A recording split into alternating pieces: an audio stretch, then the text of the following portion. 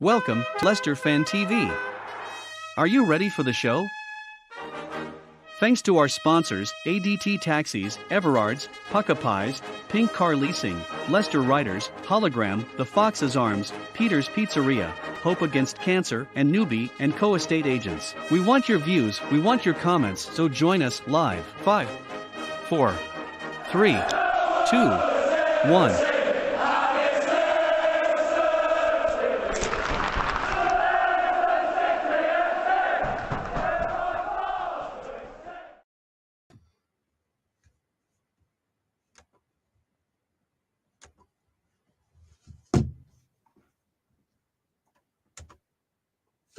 Good evening.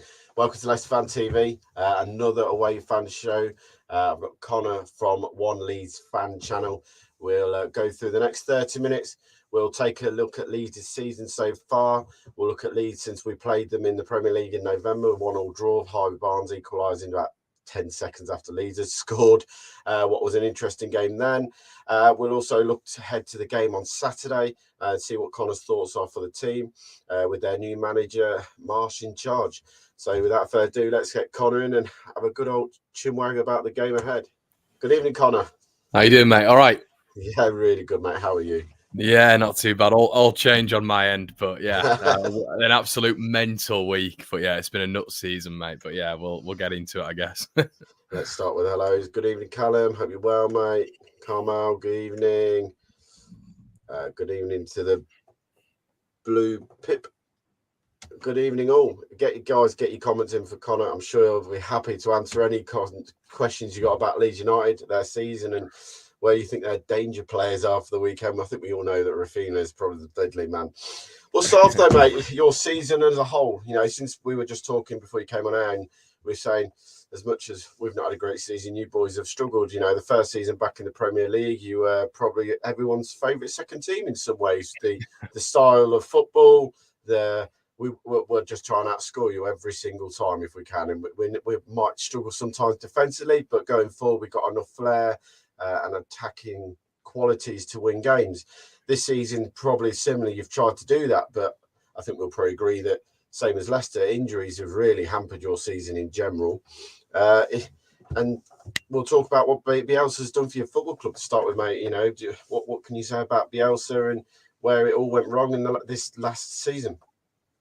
Yeah, it's to be honest, Tom, I've actually seen quite a few nice comparisons, really, like with Leicester and Ranieri. And listen, I know he didn't achieve the feat of what Ranieri did, but for what he did for our club, the culture off the pitch, you'll know, being a Leicester fan, Leeds were nothing. We were absolutely nothing in the doldrums of the Championship, going nowhere, mismanaged, misowned by so many chairmen, mercenaries, people who didn't care about the club, people who didn't even know who owned the club. The club was in absolute turmoil. I don't think this is what outside fans understand. It became bigger than football with Bielsa.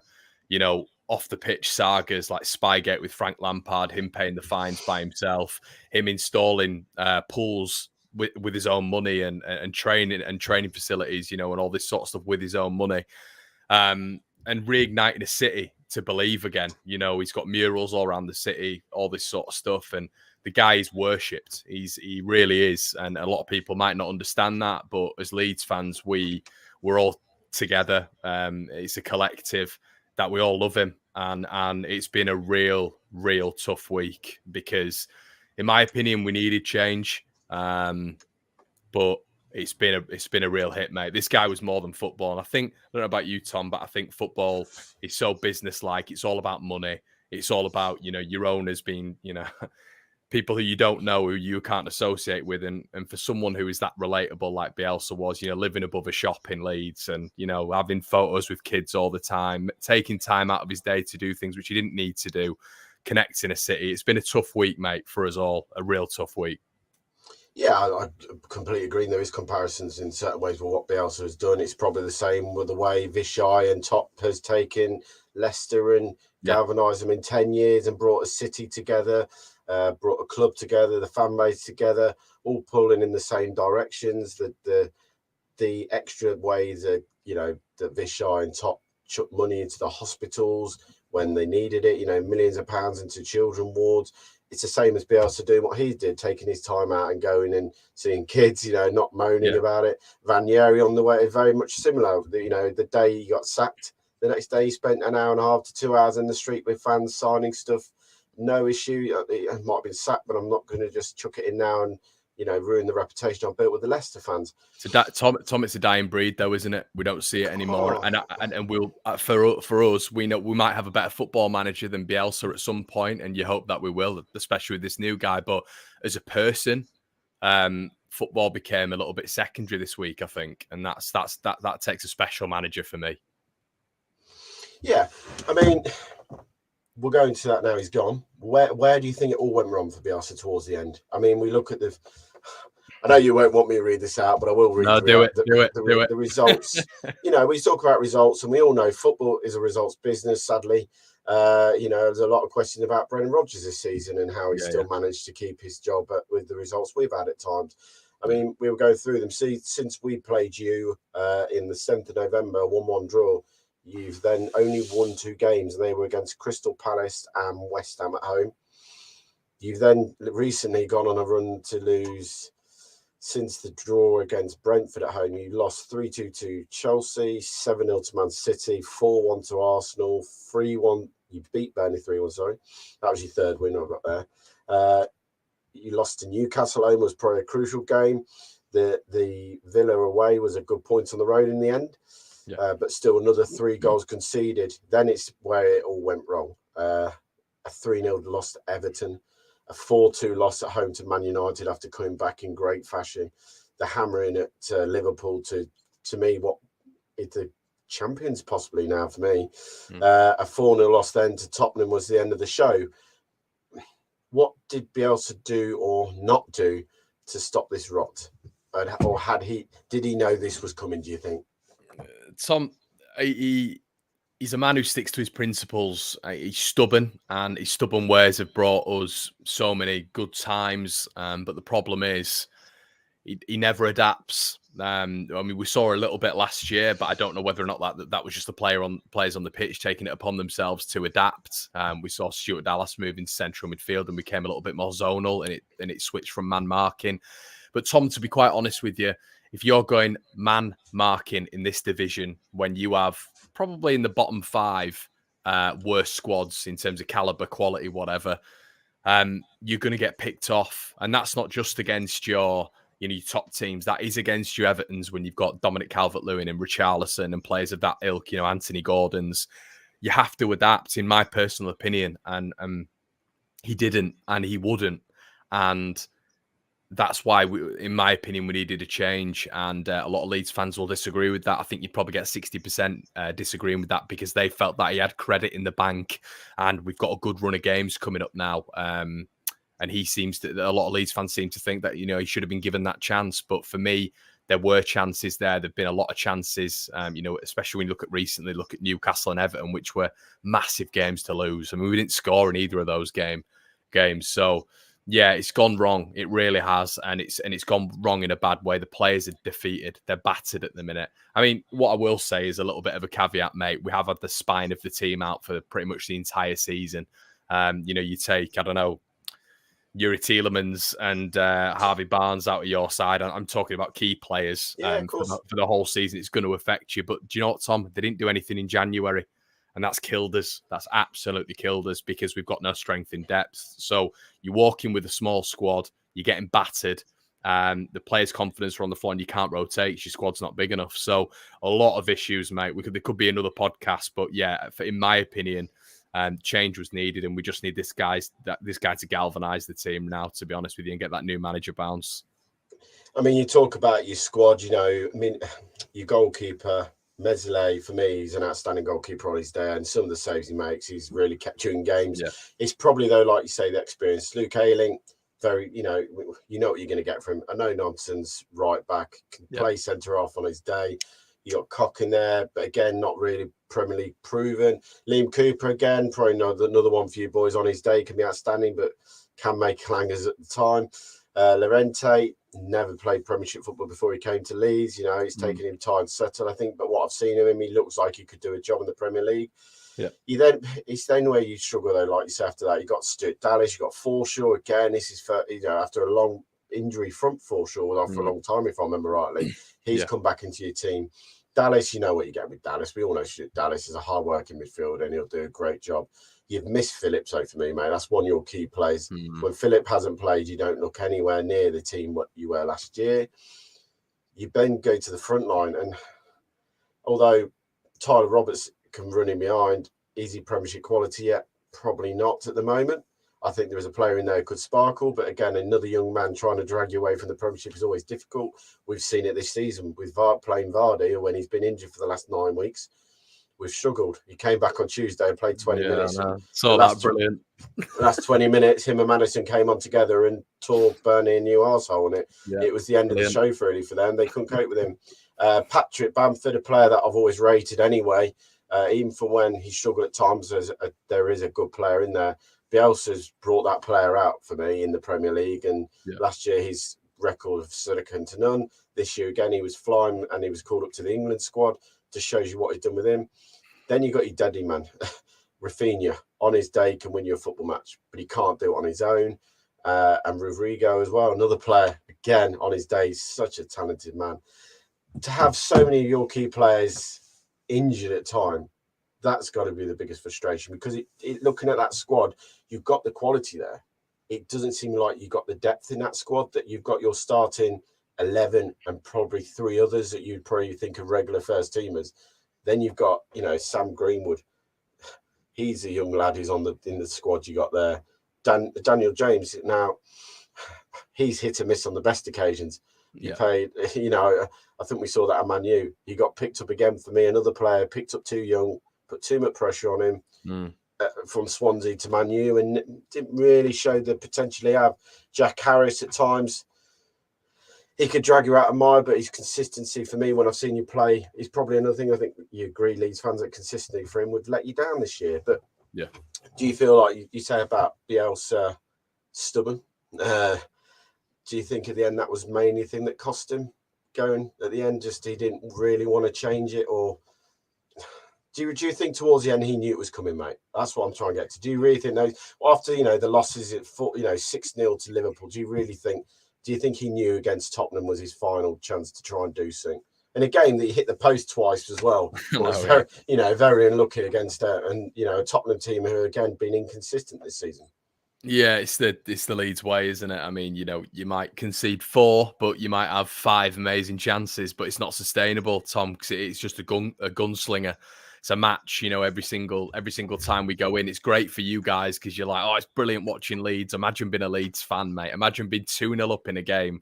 And this was obviously even last season. We've not done it a lot this season, but doing it last season and still being nervous, because there's a lot of caution to the wind. But I think in my opinion, there wasn't a lot of onus on defending. Sorry, there was a lot of onus on attacking and springing quickly. And this man-for-man system killed us, mate. There's too many good players in the Premier League for a man-for-man system. No top manager plays a man-for-man system in Europe now, and if they do, it's modified. So, I don't know if he thought it was coming, but I mean, he's a very, very, very intelligent man. So after, getting humbled by a Spurs side who we beat last season, by the way, at home, knocked 3 past them at home, I think he might have thought to himself, this is my time. But he was crying leaving. So that just shows you the bond we had with him, mate. So it's, but it needed to happen, in my opinion. Chris says, imagine being 2-1 up in injury time and still losing to Spurs, remember?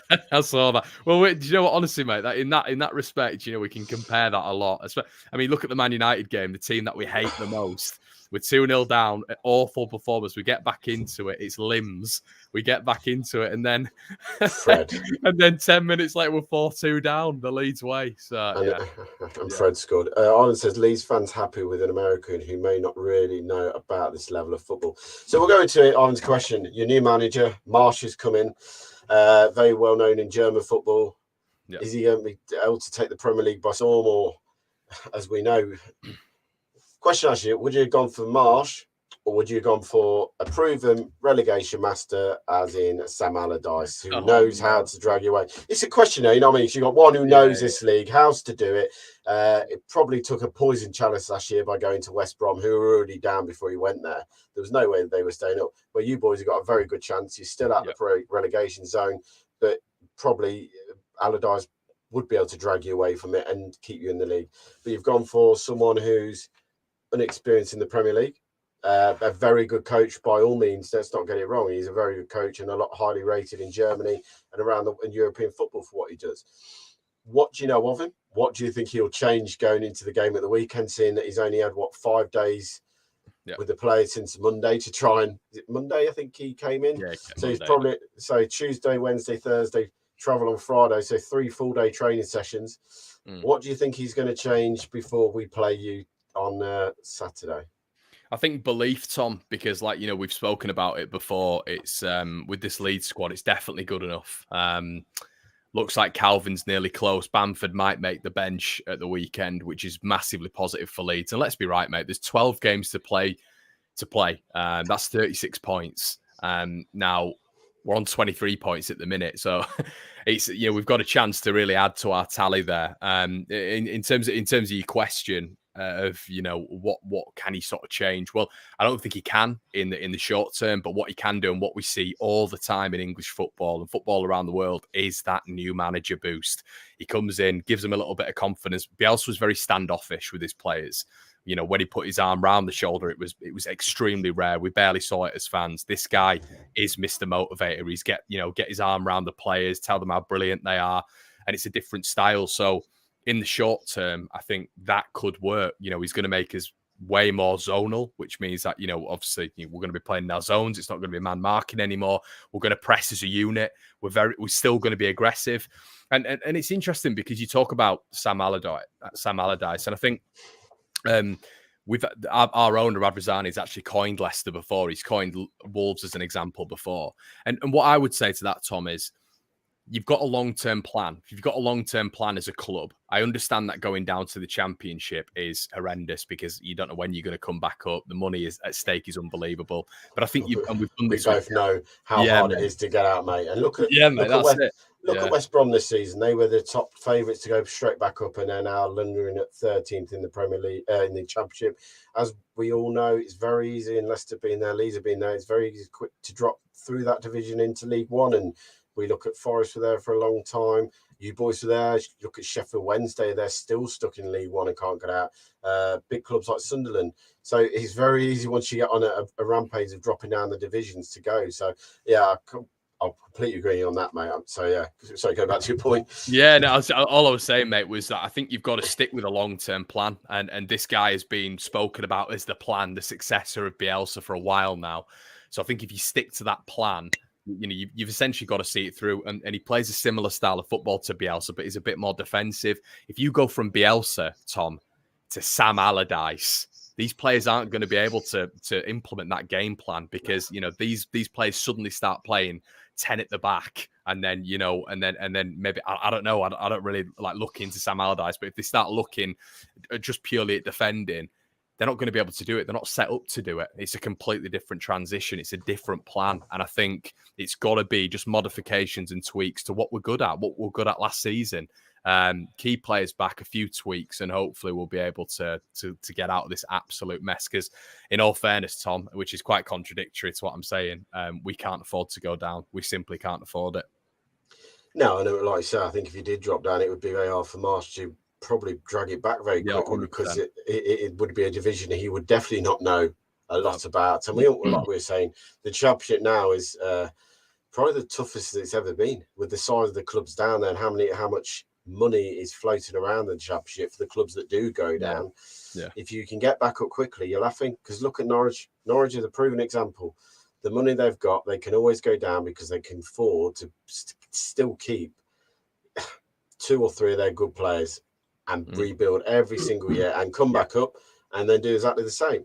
They're a yo-yo club. Some fans might appreciate it. Some of their fans would think should spend a little bit more money dealer and stay in the Premiership. But like Leeds United, who know how long it took to get you out of 10 years. Was it 10 years in total? To add another 6 onto that, mate. 16 in total. Yeah. Because it was 2005, was it? You went down, if I remember right, or did you come down? You came down with us, didn't you? The same season. Leicester went down, yeah. And we carried on going down, and then you came down, and we had that. I remember the game.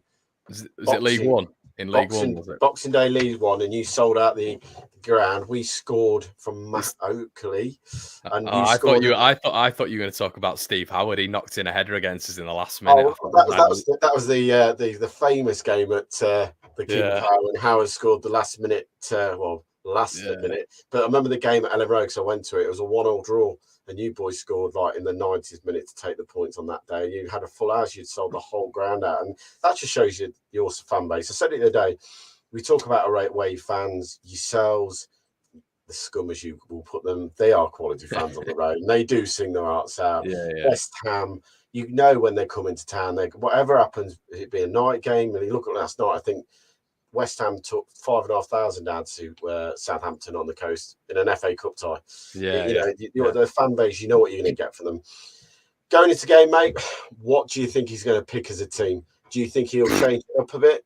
You talk about that Bamford should be fit for the bench. What scares me a bit, I rate him. You said that Phillips might be available, but you're not 100% sure on that one, I'll take it. Or is it just that he's on his way back, but they can't give a timeline? Yeah, I think it's too early, annoyingly. And Liam Cooper too early again, which will be good news for you guys, just in terms of just getting some of our Stonewalls back, or Stonewalls, I should say.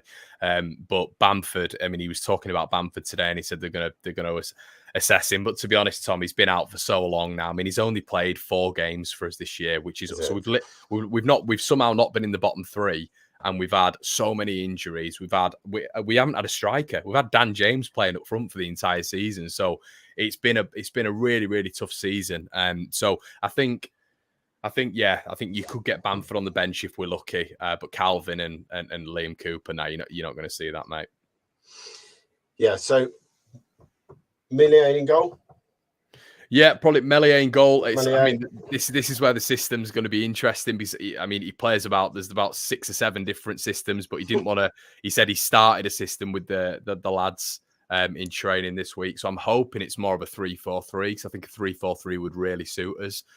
Just go a little bit more zonally, a little bit more defensive, but still look to spring with that 3 up top. So let's say if we're in a 3-4-3, and this is the thing, Tom, like it's up in the air what we'll go with. But if you're going to 3-4-3, it'd probably be Meslier net, back 3 of Strauch, Pascal Strauch, Robin Koch, and Charlie Cresswell, who's our under-23 captain, who really is superb. So that'd be a tall, strong back 3.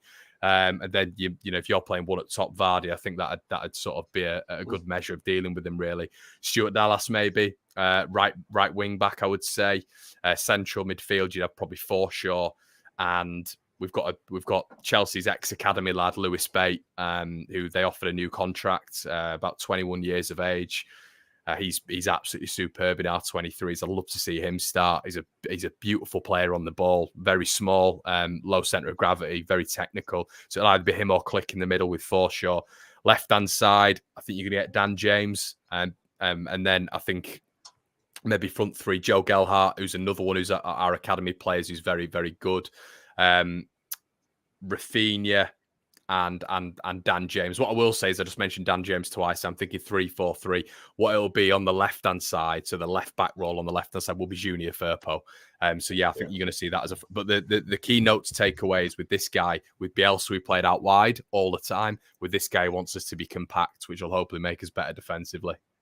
Yeah, that'll be the thing for me as a Leicester fan. It's typical you get to sack your manager before you play us. I was hoping you might leave it another week, because I think we probably would have had a bit of a field day.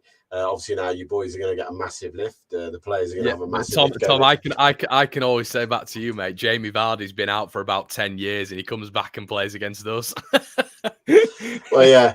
That's what we talk about. If you look at it, Burnley the other night, Brendan said before kickoff that he'll get maybe 20 minutes here, maybe 15. We'll see how the game's going, and at 0-0. Can I just say as well, like Jamie Vardy, we all absolutely love him. Like he is everyone. You hate him. Everyone hates him. If I was a footballer, if I was a footballer, I would do exactly what Jamie Vardy does every week. You just shithouse the fan base every single time. That's what I love about him. Did you That's see him what on the other night? Yeah, it's brilliant. Was it Just stood 2-0 there and like then that. went, Brilliant. I love it. I mean, listen, he'll no doubt score against us and do something to our fans now, but everybody's got a secret love for Vardy, 100%. He's so all I'm funny. going to say is make sure your fans sing that Jamie Vardy, your bird is a grass, and he won't score. All right, I'll make sure they sing that then, yeah. No, I'm joking. Because every team that has sung that so far, and this is no white lie, every team that has sung, well, fans have sung Jamie Vardy, your bird is a grass. Within 5 minutes, this is true fact, within 5 minutes, he's gone and scored. Also, it's a bit of reverse psychology from you. Yeah, then. basically, yeah. Every time they do it, they score within 5 minutes. I feel like he's a little bit like Wayne Rooney in that respect.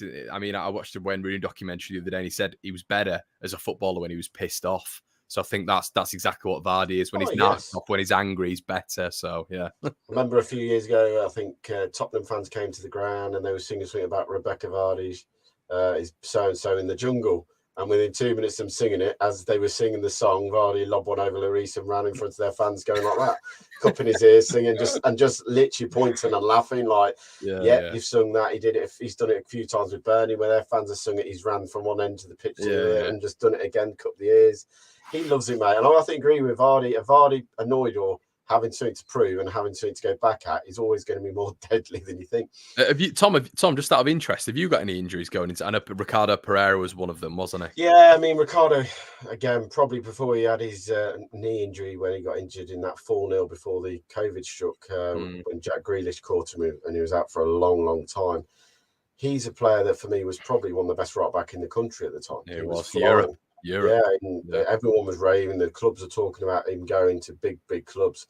Obviously, he got injured. He's never come back. That was his third game in 4 weeks. He got injured and, well, basically saying it's a tight hamstring. We haven't heard anything. I think the press conference with Brendan's tomorrow, where we're due an update. But basically, he was taken off at half time because he said his hamstring was tight.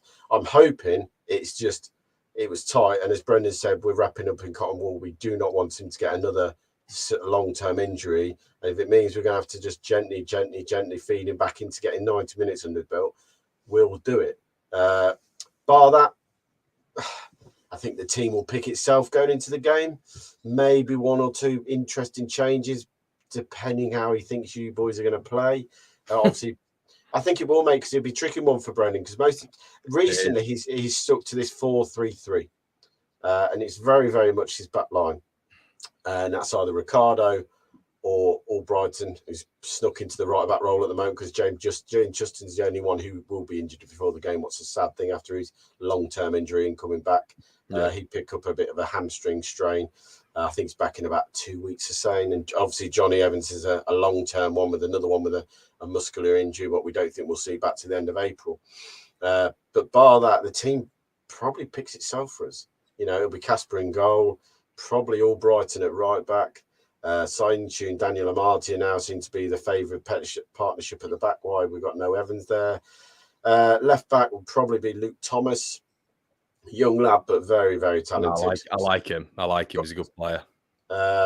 Midfield three. This will be the interesting area where he does it, because obviously the impact that Madders had the other night after Tillemans went off. It'll be interesting to see how he picks it, because at the moment, and Diddy and Dewsbury Hall have been his mainstay in that midfield over the last 4 or 5 weeks. Dewsbury Hall, another academy lad who went out on loan for a few seasons, but this year's come back and really chomped. Was he at Luton? Yeah, he was Luton last year, mate. But he's come back in, and Brendan's said, "You get a chance, but take it," and he has taken it. And there's been weeks where they've chopped between Tillemans and Maddison, who's going to start. They also could play Tillemans and then put Maddison out wide and do it like that. You got a few options then, mate. Yeah. Our midfield and attacking lineup, we do have the options, and it is scary. It's the defence was cost us this year, especially zonal marking, up to the point where he basically knocked it on its head. It took us 20-odd games to finally knock it on its head, but he finally knocked it on his head and went back to a standard. Everyone pick a man up, put 2 men on the post. What I think Leicester fans have been crying for 4 or 5 games before this happened, because zonal marking, we were getting torn apart. And we have looked better. We still look nervous, and I still think you'll get chances in the game, mate. Don't think you're going to come and not get chances. Leicester will get teams chances. We saw that last Thursday we were playing Randers in the Europa Conference League, the famous showpiece in Europe. In full fairness, Randers should have beaten us and probably should have gone through. But once again, they didn't take their chances. They had about 6 very good chances, and it ended up costing them in the end. You know what, Tom? What I do look at is I think when we went to the King Power, obviously, listen, there weren't. I think crowds are so big. Like, people underestimate crowds. They really do. Like, But anyway, we went to the King Power last season, and it was such a different performance because we normally just go hell for leather, man for man, and it was different. It was a little bit more zonal, and we sat in a little bit, let you have the ball, and we were just ruthless on the counter attack. And I remember, Bamford's goal was unbelievable. Yeah. And I just remember it being it literally. Now I will say this: it was my favourite game last year, and we beat City away.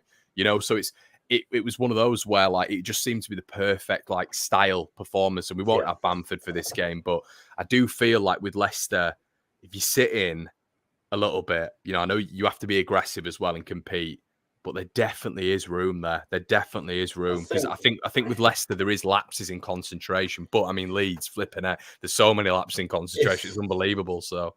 Yeah, I think that's been, if you ask any Leicester fan a question over Brendan Rodgers' tactics in the 3 years he's been here, I think every Leicester fan will say one thing, and that is, against teams who come and sit in, we don't always, if we're not on top form with our passing around the edge of the area to get those little balls into the box or the little 1-2s and get the little shot away, we struggle to break things down because we get frustrated. And if you can do it, you'll turn the fans very frustrated very quickly, especially when you got Amarty, Soyuncu, Albrighton, and Thomas passing the ball between the 4 of them, and then it just going back and forth, and then going back to Casper, who then goes out wide again. You'll see it on Saturday. If you boys can do the right time on the press, Leicester will get frustrated. The fans will onto the players back. Now, Brendan said it before, the fans have got to understand we're not going to just tooth it long every single time. We're not going to look over the ball over the top, because it ain't going to be there, because teams know that Vardy wants the space, and they're not going to give Vardy the space anymore. So it'll be interesting. Are you at the game on Saturday, Connor? I'm not, mate. I'm not. Because I work, you see. So obviously I work for a news outlet. So I basically cover Leeds. That's what I do. So basically most match days, unfortunately, I do work, which is a pain. But yeah, no, I've been to the King Power 3 times now. So I think 2 we lost and 1 we drew. Can't quite remember. But yeah, I've been there before, mate. It's good ground. You need to get rid of those clappers. But aside from that, it's a good ground.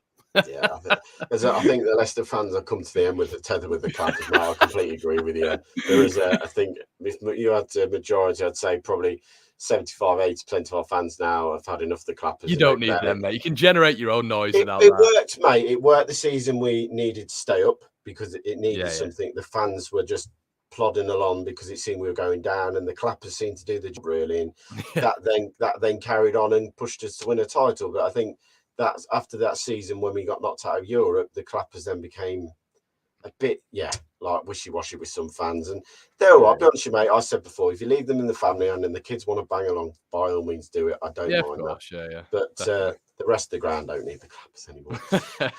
Let's get you your score prediction for the weekend, mate. Oh, Tom, we've no idea what's happening, mate. We could go there and get turned over 4-0, or we could surprise, and we just don't know what tactic. I mean, he said today, I'm not going to tell you what tactic we're working on, so I'm like, all right, okay. But I'm going to go with an improved 2-2, but I think Leicester are going to really press the action, and we're going to struggle. But I think, there's got to be a bounce, even if it is an improved loss, if that makes sense. But yeah, I think there's going to be a reaction, mate. New manager bounce, you always normally get it anyway, so I'm going to go with the 2-2. Brilliant. Connor, thank you so much for joining us tonight. Much appreciated, mate. Much appreciated getting the lowdown on Leeds United this season, and we'll look forward to seeing you next season, mate, in the Premier League. No, I love it. Now, cheers for having me on, mate, and thanks for everyone for tuning in. Cheers, pal. Cheers, mate. See you later. Bye-bye. And there we go. Another Away Fans show. Once again, guys, thank you for joining us. As always, we'll see you at the King Power on Saturday, 12:30 kickoff. Not a big fan of early kickoffs, but it is what it is with the TV's companies now. Remember, Reed, to join the lads tomorrow We're on every night. You know the rule. Come on now. Monday night, Phil show, the fan show zone. Wednesday night, WLS women's show with Jack. It's changed a bit now on this one. Remember, tomorrow night, join Reedy as he builds up for Leeds United. He'll get a few fans on. You'll have your debate and your say on the Leicester City, what you think the team will be. Obviously, Saturday, match day, watch along. Not sure who's running it this week, but there will be a watch along on Saturday. So if you can't get to the game, remember, join the lads for a full watch along. And then, obviously, I have to big it up because it's Jamie. Join Jamie at 10 o'clock for his famous, world famous, we'll go that big now, after match show. Grab your cup of tea, grab your bacon butty. We'll sit down and we'll talk about everything what went off on the Leeds United game. Once again, thank you for joining us tonight, guys, and we'll see you all very soon. Thanks for watching Leicester Fan TV. Thanks to our sponsors, ADT Taxis, Everards, Pukka Pies, Pink Car Leasing, Leicester Riders, Hollogram, The Fox's Arms, Peter's Pizzeria, Hope Against Cancer, and Newby Co estate agents. Make sure to follow us on all of our social channels at Leicester Fan TV. Visit our website, leicesterfantv.com.